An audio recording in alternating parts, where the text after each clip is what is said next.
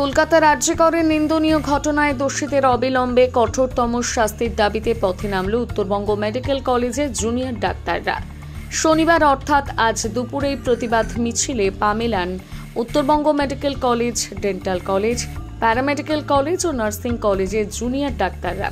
Uttarbanga medical college ও হাসপাতালের super speciality block থেকে শুরু করে মেডিকেল কলেজ চত্বর হয়ে জরুরি বিভাগের সামনে পুনরায় সেই জায়গায় গিয়ে তাদের এদিনের এই মিছিল শেষ হয়।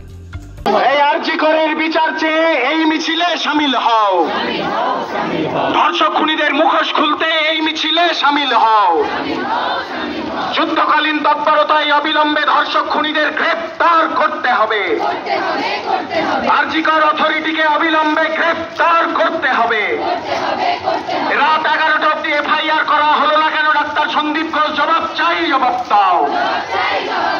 জবাব তোমায় দিতেই হবে। এই দাবিতে মিছিল চলছে। এই 2 সপ্তাহ ধরে আন্দোলন চলছে। আন্দোলনে বিভেদকামী জবাব চাই, জবাব দাও। ভেদাভেদকারী শক্তিকে জানাই ধিক্কার। ধর্ষক খুনিদের শাস্তি দাবিতে মিছিল চলছে। উত্তরবঙ্গ মেডিকেল ধর্ষক খুনিদের শাস্তির দাবিতে সমস্ত মানুষ এক হও। আমার বোনের বিচার চেয়ে এই মিছিলে শামিল হও। যতজন আমরা north Bengal medical college, north Bengal dental college, তার সঙ্গে প্যারামেডিক্যাল, তার সঙ্গে আমাদের সব স্টাফেরা যারা আছে, তারা সবাই মিলে চাইছি যারা এই ঘটনার সঙ্গে প্রত্যক্ষ বা পরোক্ষভাবে যুক্ত, তারা সবাই এক হয়ে আমরা আজকে মিছিলের স্বর আরও জোর করতে চাইছি এবং চাইছি দোষীদের দৃষ্টান্তমূলক শাস্তি না হওয়া অবধি আমরা এই আন্দোলন আরও বড়োভাবে বড় জায়গা নিয়ে যাওয়ার চেষ্টা করছি। দেখুন, সুপ্রিম কোর্ট যেটা বলেছে, সুপ্রিম কোর্ট প্রথমত আমাদের আবেদন করেছে, কিন্তু আমরা একটা অ্যাসিওরেন্স দিয়েছে যে আমরা ব্যাপারটা দেখছি। কিন্তু আমরা দেখেছি এই জাতীয় ঘটনা এখানে প্রথম নয়।